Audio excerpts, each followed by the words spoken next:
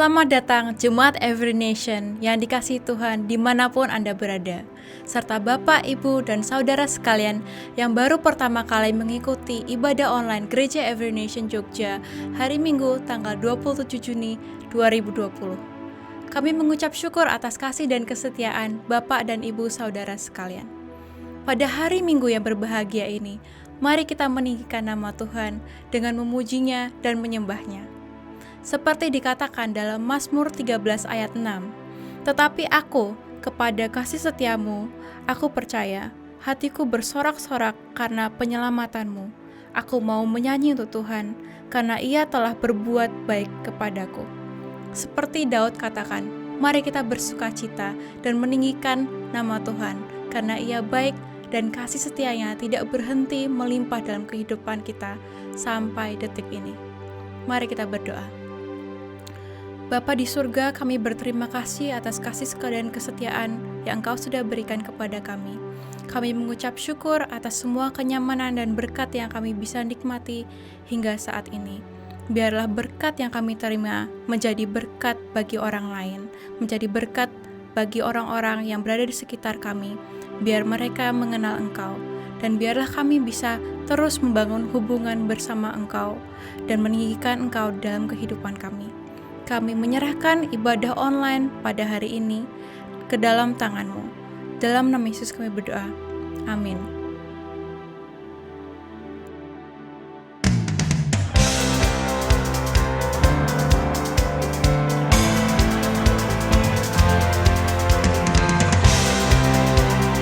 Mari kita meninggikan namanya. Yesus Raja Sakabala, bersorak sedap semesta. Yesuslah yang ditinggikan selamanya. Mulia, agung dan perkasa, Dialah Alfa dan Omega. Yesuslah yang ditinggikan selamanya. Hormat, pujian, dan kuasa kepadanya. Masyurkan, agungkan namanya. Sorak, Raja segala raja, mulia bagi sang anak domba. Semua sujud dan menyembahnya.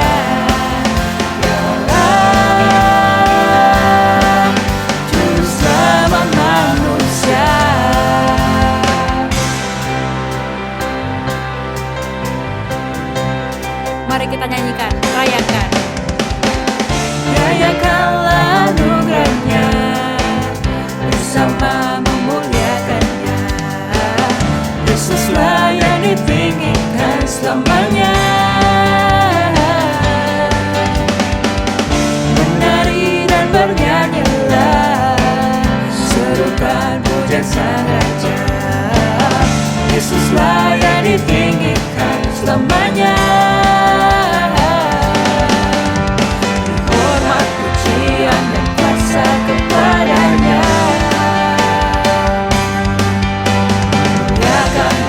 Agungkan namanya. Nyanyikan, sorak, Raja segala raja, mulia bagi sang anak domba. Semua sujud dan menyembahnya.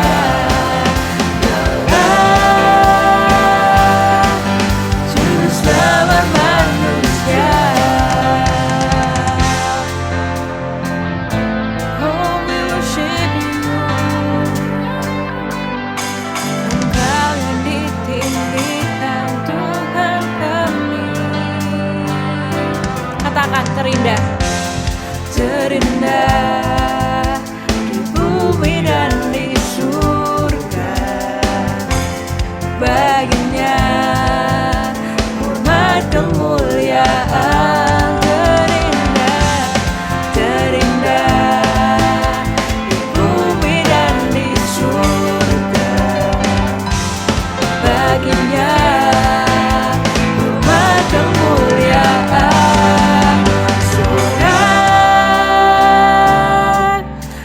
segala raja.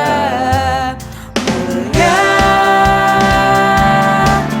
bagi segala domba, semua sujud dan menyembahnya.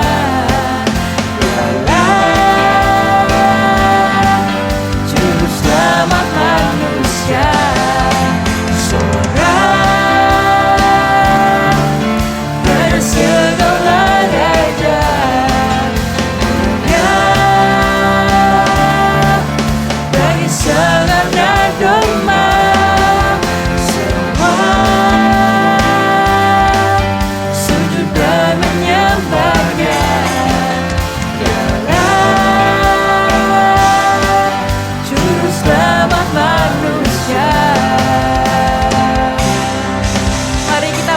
Namanya. Amen.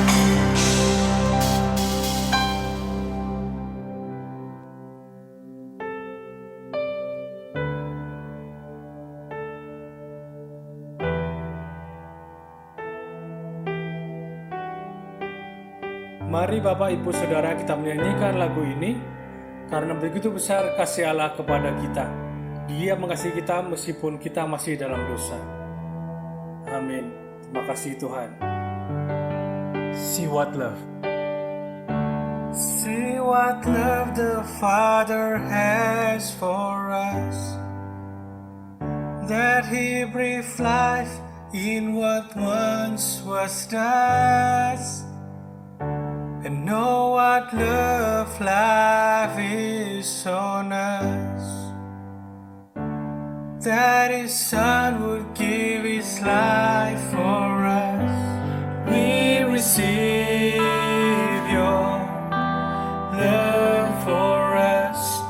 We believe it. It's power for us. Katakan, this is love. This is love that Jesus died for us and bore our guilt and shame upon the cross. What greater love our God has shown to us. Still in our sin He made a way for us. We receive Your love for us. We believe it. It's power for us. We receive Your love for us. We believe it.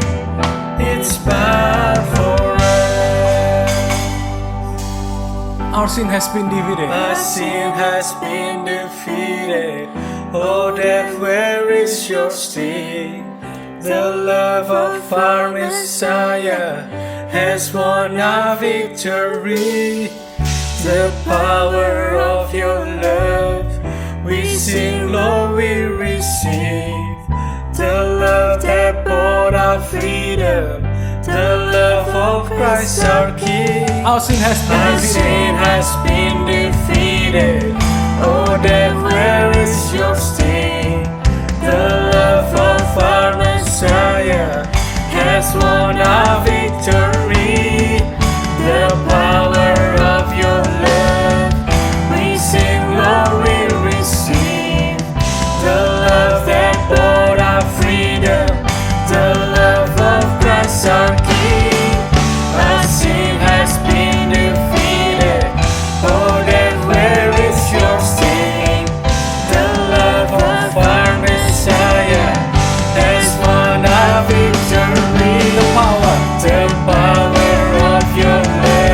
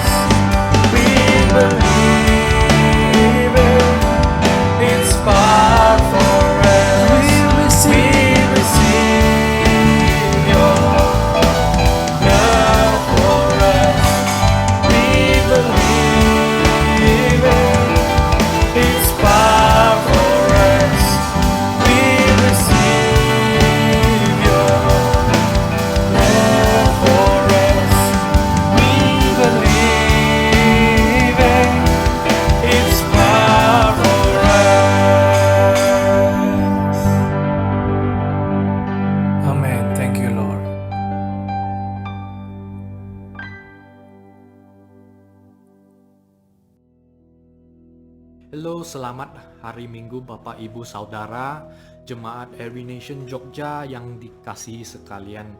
Nama saya Hon, salah satu alumni Every Nation Jogja dan juga alumni dari Fakultas Kedokteran Hewan UGM. Saya bekerja sebagai seorang dokter hewan di salah satu perusahaan obat hewan di Malaysia. Hari ini saya akan sharing dikit tentang kesaksian saya pas waktu saya mempunyai satu teman dekat dan dia sering sharing film-film kepada saya dan dia akan meminjam flash disknya, dan di dalam flash disknya bukan cuman ada film-film tetapi juga ada list-list lagu. Dan saya nggak cuman nge-save film-film tersebut tetapi juga lagu-lagu ini aku juga nge-save ke dalam komputerku. Dan saya juga mengenal Tuhan. Dan ini terjadi pas waktu saya masih di SMA. Saya masih ingat pas waktu itu saya mencari waktu untuk dengerin lagu ini pertama kali. Dan pas waktu itu aku dengerin lagu ini secara sembunyi di dalam kamarku dengan memakai earphone-ku. Dan saya rasa seperti lagu ini berbicara kepada saya dan seperti hidup, seperti lagu ini hidup dan ya seperti bicara tentang kasih, tetapi saya tidak paham maksud apa kasih ini, dan saya tidak pernah bicarakan ini dengan teman saya dan atau orang lain sama sekali, sehingga saya kuliah di Jogja dan ketemu dengan teman-teman saya di Every Nation Jogja, dan dari situ saya mulai belajar tentang firman Tuhan. Saya belajar tentang siapa Yesus dan siapa Tuhan. Dan di firman Tuhan di Yohanes 9:25 mengatakan, jawabnya, apakah orang itu orang berdosa? Aku tidak tahu, tetapi satu hal aku tahu, yaitu bahwa aku tadinya buta dan sekarang dapat melihat. Sebelum saya kenal Yesus, saya buta terhadap maksud hidup, tujuan hidupku, dan saya buta untuk memahami maksud lagu-lagu yang saya dengarin itu. Dan firman Tuhan di Yohanes 11:40 juga mengatakan, jawab Yesus, bukankah sudah kukatakan kepadamu, jikalau engkau percaya, engkau akan melihat kemuliaan Allah. Dan dari situ, setelah saya mengenal Yesus, saya mulai memahami bahwa saya anak Tuhan. Saya mulai memahami tujuan hidup saya, dan juga saya ingat lagi bahwa lagu-lagu yang saya dengarin itu sebenarnya ada maksudnya, dan maksudnya itu adalah kasih Tuhan. Dan kasih Tuhan ini adalah kabar baik untuk semua umat manusia. Dan setelah itu saya ingat saya ketemu lagi dengan teman ini di salah satu conference di Malaysia, dan dia kelihatan seperti dia sedang mengalami satu hal di dalam hidupnya, dan tetapi saya ceritain tentang kabar baik ini, tentang saya sudah mengenal Yesus, dan pas waktu itu dia langsung melompat, dia langsung memuji dan menyembah Tuhan bersama-sama pas waktu itu. Dan saya percaya sekali bahwa Tuhan itu bekerja bukan hanya dengan orang, tetapi Tuhan juga memakai lagu, memakai teknologi. Tuhan juga bisa memakai video-video seperti ini untuk bekerja, untuk mencari anak-anaknya yang hilang. Dan saya berharap kesaksian ini bisa memberkati Bapak Ibu Saudara semua, dan juga mengingatkan lagi bahwa Tuhan itu bekerja dan Tuhan itu mengasihi kita semua. Semoga Bapak Ibu Saudara semua sehat-sehat selalu pada waktu ini, dan stay safe, dan semoga kita bisa berjumpa lagi. Bye-bye.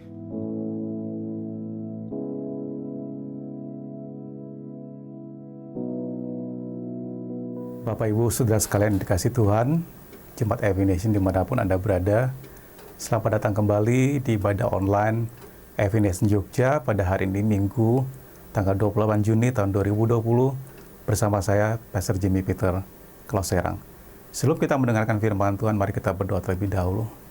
Tuhan yang kami sembah dalam nama Yesus Kristus, Tuhan dan Juru Selamat kami, terima kasih Tuhan untuk kasih setiamu, kebaikan dan kemurahan-Mu, penyertaan, perlindungan, dan penyediaan yang Kau berikan kepada kami semua. Hingga hari ini kami tidak kekurangan sesuatu yang baik. Terima kasih untuk kasih setiamu Tuhan, yang selalu baru dan selalu tersedia bagi kami. Kami dedikasikan waktu ini, dan biar firman-Mu menerangi hati dan pikiran kami, merubah hati kami, cara berpikir kami, dan merubah perilaku kami, sehingga nama-Mu dipermuliakan. Di dalam nama Tuhan Yesus Kristus kami berdoa, ucap syukur. Amin.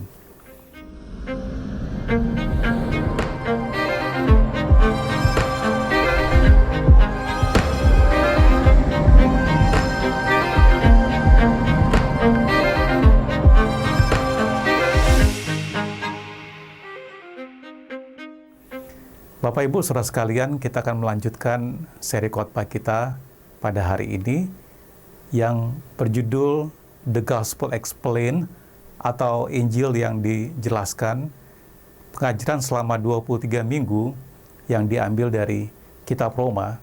Dan tujuan akhir dari seri khotbah ini, kita akan memiliki pemahaman yang lebih jelas tentang kuasa Injil dan implikasinya, bagaimana kehidupan kita diubahkan sewaktu kita mempelajari kitab Roma ini. Nah, 3 minggu yang lalu kita sudah belajar dengan topik khotbah Unashamed pada minggu Juni tahun 2020. Bapak Ibu bisa menyaksikan tayangan yang sebelumnya di kanal YouTube kami. Dan waktu itu topiknya atau judul khotbahnya adalah Unashamed. Bagaimana Rasul Paulus berkata dia tidak malu kepada Injil, karena Injil mempunyai kekuatan Allah yang bisa menyelamatkan setiap orang yang percaya. Pertama-tama orang Yunani atau orang di luar Yahudi, tapi juga orang Yahudi. Nah, kemudian minggu selanjutnya kita belajar judul khotbahnya Unrighteousness, bahwa kita semua tidak benar di hadapan Allah, dan hanya oleh karena anugerah Tuhan, anugerah Allah, kita dibenarkan. Lalu minggu lalu kita sudah belajar Unrepentant, tidak bertobat, dan kita tahu bahwa Tuhan mengendaki pertobatan agar kita berbalik dari jalan-jalan kita yang jahat, dan itu hanya bisa terjadi sewaktu kita menerima Yesus Tuhan Juru Selamat kita. Nah, minggu ini judul khotbahnya Uncircumcision atau tidak bersunat. Mari kita lihat dari teks kita Roma pasal 2 ayat 28. Sebab yang disebut Yahudi bukanlah orang yang lahiriah Yahudi, dan yang disebut sunat bukanlah sunat yang dilangsungkan secara lahiriah. Tetapi orang Yahudi sejati ialah dia yang tidak nampak keyahudiannya, dan sunat ialah sunat di dalam hati, secara rohani, bukan secara hurufiah. Maka pujian baginya datang bukan dari manusia, melainkan dari Allah. Nah, orang-orang Yahudi adalah umat pilihan Tuhan. Mereka adalah penerima pertama hukum Allah, dan mematuhi hukum-hukum ini dengan menaatinya dan diturunkan kepada anak-anak mereka. Bagi laki-laki Yahudi, sunat adalah tanda yang memberi jaminan dan keyakinan bahwa mereka adalah umat kepunyaan Allah menurut Kejadian pasal 17 ayat 9 sampai 12. Kata sunat dalam ayat ini pertama kali diucapkan dalam kitab Roma. Sunat ada sebelum Taurat atau hukum Taurat diberikan sebagai meterai perjanjian Allah dengan Abraham dan keturunannya. Sunat dipertegas kembali melalui hukum Taurat yang diberikan kepada Israel melalui Musa. Nama Allah dan sunat mempunyai hubungan yang sangat penting dalam kehidupan orang Israel. Betapa pentingnya upacara sunat ini sehingga laki-laki yang tidak disunat tidak diizinkan makan domba Paskah. Hanya melalui sunat, seorang anak dibawa kepada perjanjian persekutuan dengan Allah dan berhak atas janji, hak, dan berkat Allah. Sunat terdiri dari 3 hal. Yang pertama, pemotongan atau pengeratan kulit katan. Yang kedua, penumpahan darah. Yang ketiga, dilakukan pada hari ke-8 sesudah kelahiran. Perjanjian sunat menjadi tidak bersunat atau tidak berguna jika mereka tidak mentaati perintah Allah. Jadi hukum Taurat tidak ditaati.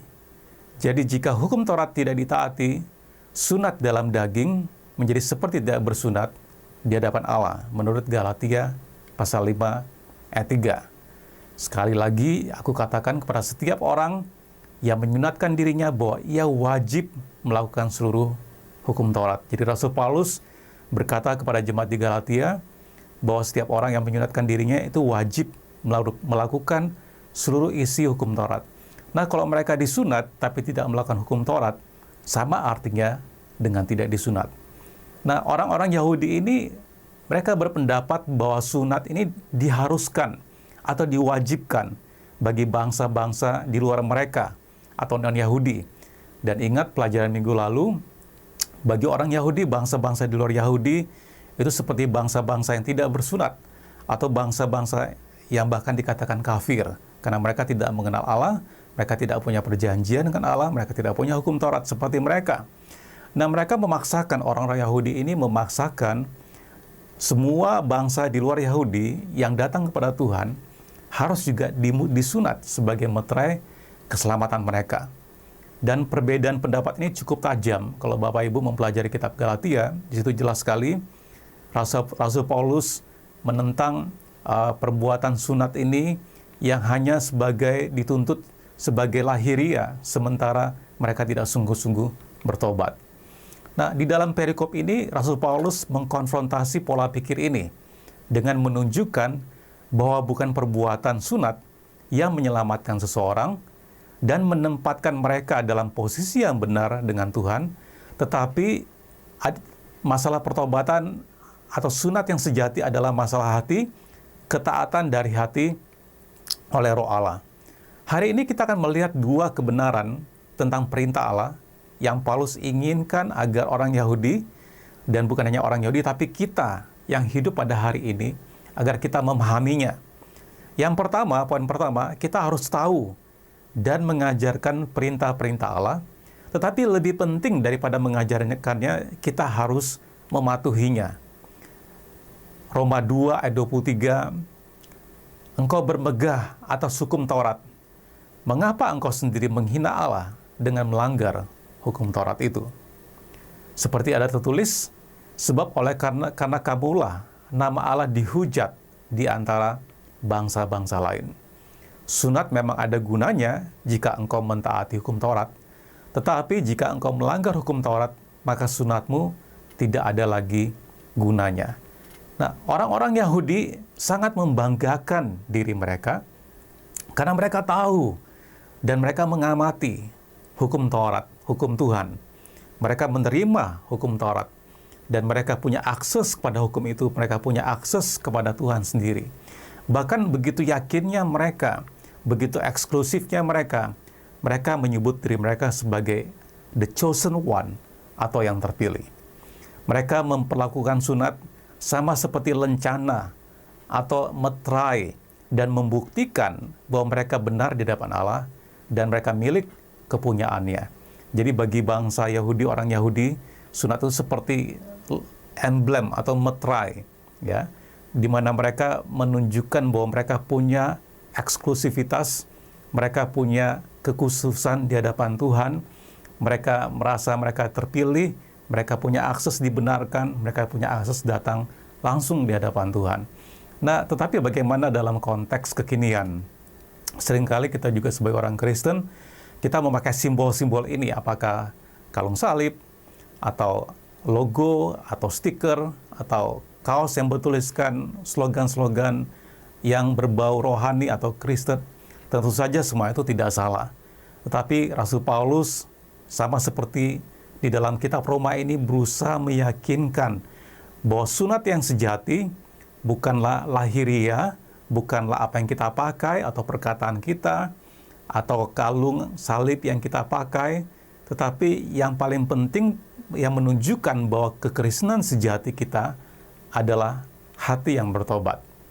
Nah, namun sama seperti bangsa-bangsa lain, orang Yahudi sama saja tidak sepenuhnya mematuhi hukum-hukum Allah.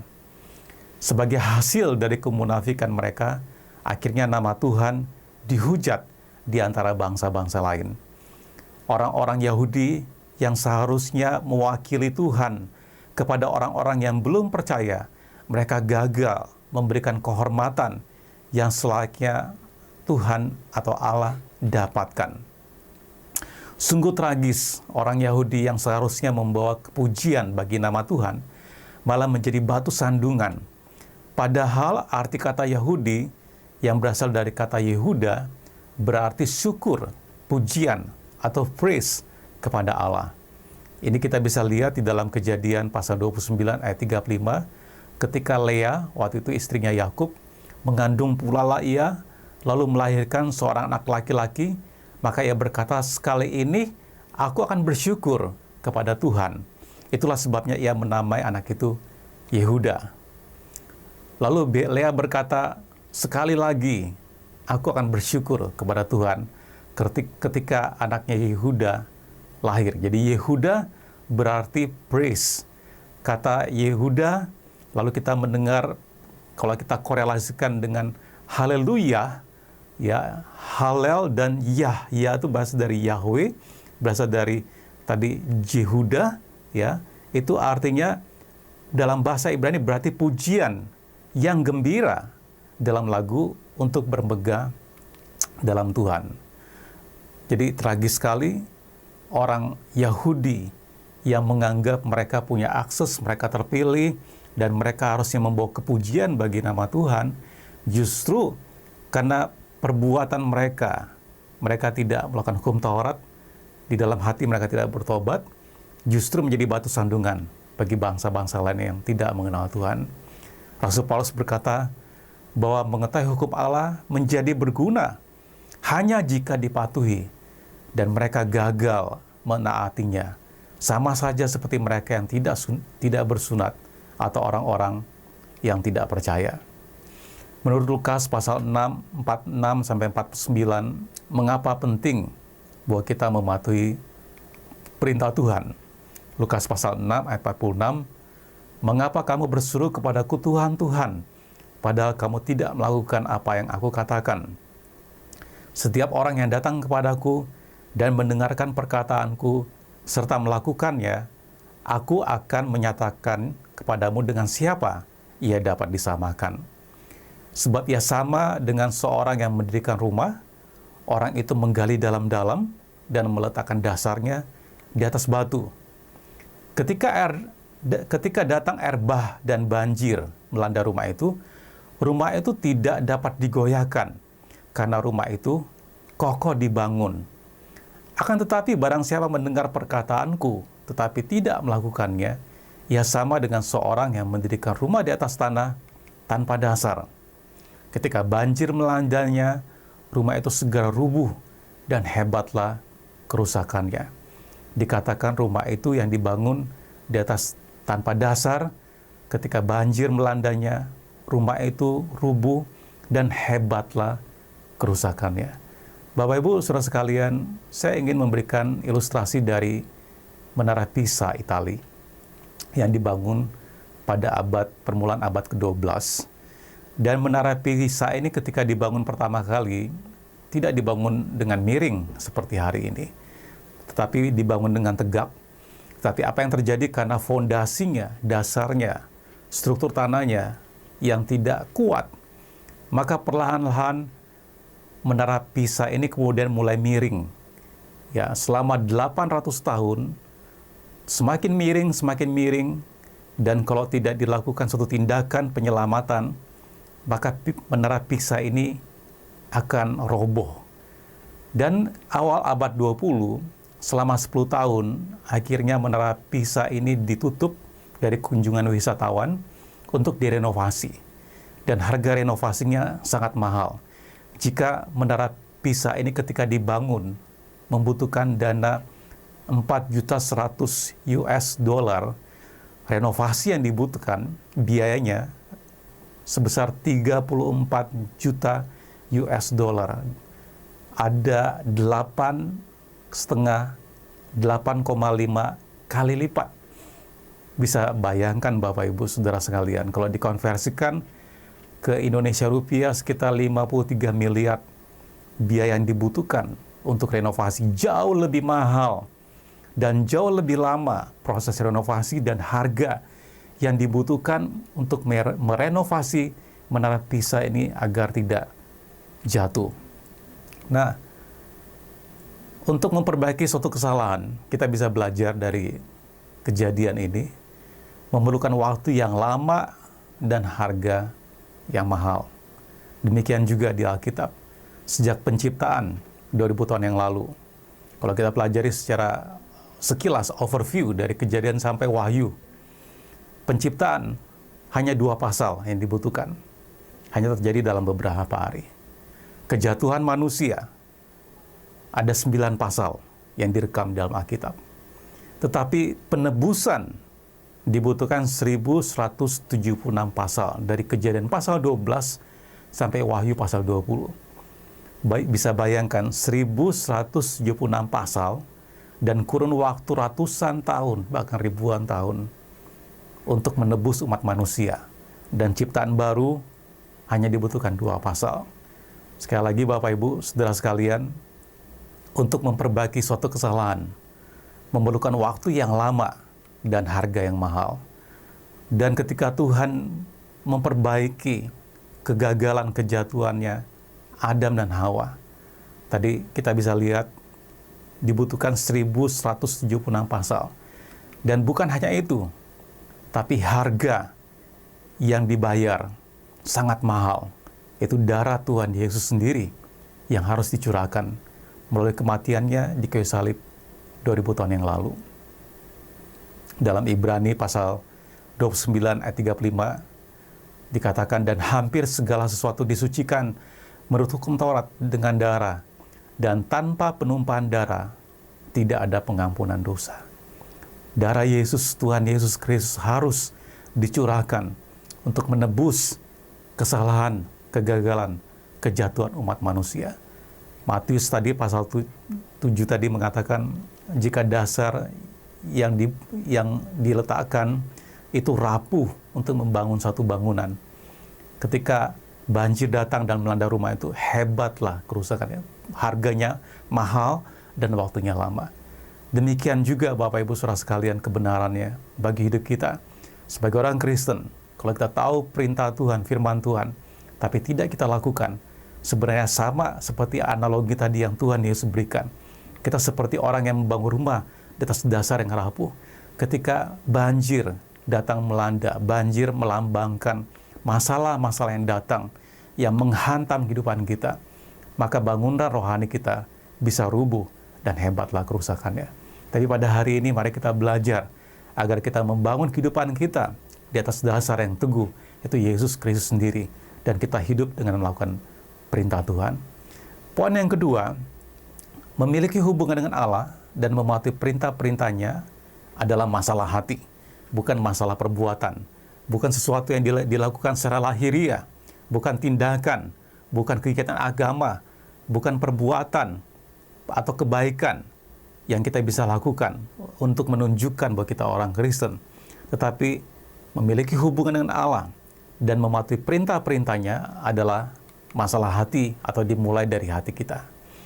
Roma pasal 2 ayat 28 mengatakan, sebab yang disebut Yahudi bukanlah orang yang lahiriah Yahudi, dan yang disebut sunat bukanlah sunat yang dilangsungkan secara lahiriah.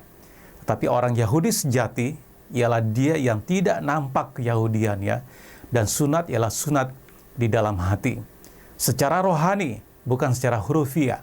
Maka pujian baginya datang bukan dari manusia, melainkan dari Allah. Lebih lanjut, Rasul Paulus menjelaskan bahwa adalah mungkin untuk bertindak seperti orang Kristen, tetapi tidak memuliakan Tuhan atau memiliki hubungan yang benar dengannya.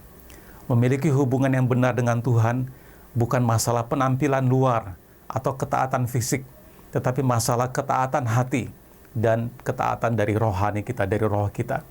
Itu berarti kita tidak mencari persetujuan, approval, dan pujian, praise atau applause dari manusia, tetapi kita mencari pujian dan menyenangkan Tuhan saja. Kesimpulannya, yang disebut Yahudi, atau kalau kita kontekstualkan bagi kita pada hari ini orang Kristen, dan sunat atau perbuatan agamawi sebenarnya adalah dimulai dari dalam hati kita, dalam batin kita, bukan dari lahiriah, bukan dari hal-hal yang Bapak, Ibu, Saudara, dan saya lakukan. Perjanjian baru dengan sederhana menegaskan bahwa sunat yang benar adalah sunat dalam hati dan roh, bukan daging.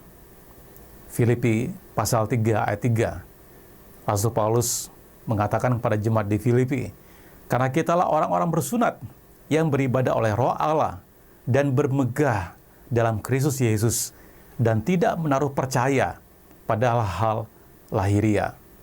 Kolose 2 ayat 11, dalam Dia, Bapak, Ibu, Saudara, dan saya, kita telah disunat, bukan dengan sunat yang dilakukan oleh manusia, tapi dengan sunat Kristus yang terdiri dari penanggalan akan tubuh yang berdosa.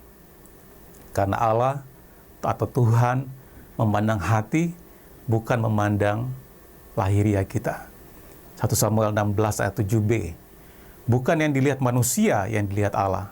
Manusia melihat apa yang di depan mata, tapi Tuhan melihat hati. Dengan demikian, pujian bagi kita datang bukan dari manusia, melainkan dari Allah sendiri. Menurut Yohanes pasal 14 ayat 15, apa yang kita nyatakan setiap kali kita mematuhi perintah Allah. Yohanes 14 ayat 15, jikalau kamu mengasihi aku, kamu akan menuruti segala perintahku. If you love me, you will keep my commandments. Kalau kita mengasihi Tuhan, kita akan menuruti segala perintah Tuhan. Setiap kali kita mematuhi perintah Allah, itu menunjukkan bahwa kita mengasihi Dia. Dalam Matius pasal 22 ayat 36, seorang ahli Taurat datang dan mencobai Tuhan Yesus dan bertanya, Guru, hukum manakah yang terutama dalam hukum Taurat? Jawab Yesus kepadanya, kasihlah Tuhan Allahmu dengan segenap hatimu, dengan segenap jiwamu, dengan segenap akal budimu, dan dengan segenap kekuatanmu. Itulah hukum terutama dan yang pertama. This is the great and the first commandment. Bapak, Ibu, Saudara sekalian, hukum pertama dan terutama adalah kita mengasihi Tuhan Allah kita, Tuhan yang kita kenal dalam nama Yesus Kristus, Tuhan Juru Selamat, dengan segenap hati kita, akal budi kita, jiwa kita, dan dengan segenap kekuatan kita. 1 Yohanes 5 ayat 3, sebab inilah kasih kepada Allah, yaitu bahwa kita menuruti perintah-perintahnya. Perintah-perintahnya itu tidak berat. Kalau kita mengasihi Tuhan, kita akan melakukan perintah-perintahnya. Melakukan perintah Tuhan bukan lagi tuntutan yang berat untuk kita lakukan, tapi dengan secara natural, secara alami, kita akan melakukan perintahnya karena kita mengasihi Tuhan. Saya ingin menutup dengan analogi bagaimana menjelaskan firman tadi, bahwa kalau kita melakukan perintah Tuhan, kalau kita mengasihi Tuhan, kita akan dengan mudah untuk melakukan perintahnya. Bapak, Ibu, Saudara sekalian, ada seorang anak yang tadinya sulit sekali dalam akademiknya, nilainya tidak baik, dan kemudian anak ini jarang mandi, urak-urakan, semuanya saja, hidupnya sungguh tidak teratur, dan kemudian nilainya juga jelek di sekolah. Tapi suatu hari ketika anak ini jatuh cinta, merubah seluruh hidupnya. Dia rajin mandi, dia rajin belajar, nilainya baik, dia punya prestasi. Nah, pertanyaannya, kenapa anak tadi yang tadinya hidupnya seenaknya saja, tidak memperhatikan kehidupannya dan nilainya jelek, apa yang merubahnya? Ternyata yang merubahnya karena cinta, karena ada kasih. Ada seseorang yang mengasihinya dan memberikan dorongan, motivasi, dan karena kasih itu, karena cinta itu, maka dia dengan senang hati melakukan apa yang diminta. Kita pernah mendengar ketika seorang jatuh cinta dikatakan, gunung akan kudaki, laut akan kuseberangi, hanya untuk menemukan atau bertemu dengan seorang dikasihnya. Analogi ini Bapak Ibu sangat relevan dan mudah kita pahami, karena kita semua pernah jatuh cinta atau mungkin sudah sedang jatuh cinta. Cinta, kasih merubah diri kita, hati kita, pikiran kita, jiwa kita, dan kekuatan kita untuk melakukan perintah seseorang yang kita kasih. Nah, firman Tuhan berkata bahwa Tuhan mengasihi Bapak, Ibu, Saudara, dan saya, kita semuanya.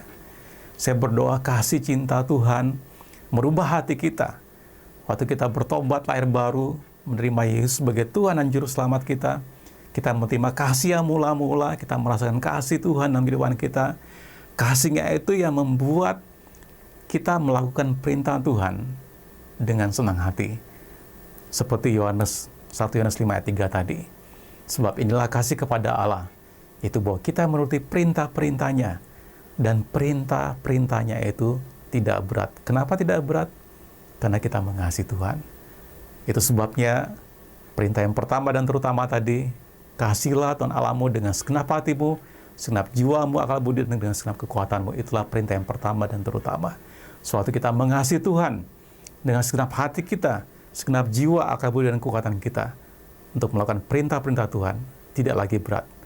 Sehingga bukan lagi masalah bersunat atau hal-hal lahiriah yang menjadi tolak ukur kita dibenarkan di hadapan Tuhan, tapi karena hati kita yang sudah bertobat, hati kita yang mentaati firman Tuhan, perintah Tuhan, dan dengan senang hati kita menghidupi dan melakukan perintah-perintahnya. Saya berdoa Bapak Ibu Saudara sekalian, kita semuanya diliputi kasih Tuhan, sehingga kita bisa melakukan perintah Tuhan dengan senang hati. Di dalam nama Tuhan Yesus, hamba berdoa Tuhan untuk seluruh jemaat-Mu, dimanapun berada, biar hati kami selalu dipenuhi dengan kasih-Mu Tuhan. Kami bisa merasakan kasih-Mu, suatu Engkau mati di kayu salib 2000 tahun yang lalu, menebus kami. Biar kasih itu yang kami rasakan Tuhan, dan kami alami setiap hari, setiap saat, sehingga membuat kami menghidupi perintah-perintah-Mu dengan senang hati, bukan lagi terpaksa, bukan lagi dituntut, tetapi dengan senang hati, secara alami, kami menghidupi dan melakukan perintah-Mu. Sehingga kepujian kami tidak mencari pujian, approval, atau praise, atau applause dari manusia, tapi biar pujian itu datang dari Tuhan sendiri, yang melihat hati kami lebih daripada melihat lahiriah kami. Di dalam nama Tuhan Yesus Kristus kami berdoa, ucap syukur. Dan semua jemaat yang percaya mengatakan amin. Selamat hari Minggu Bapak Ibu Saudara sekalian, Tuhan memberkati. Mari Bapak Ibu Saudara, kita menyanyikan lagu We Receive untuk mengakhiri ibadah online kita pada pagi hari ini. Mari katakan, This is love. This is love that Jesus died for us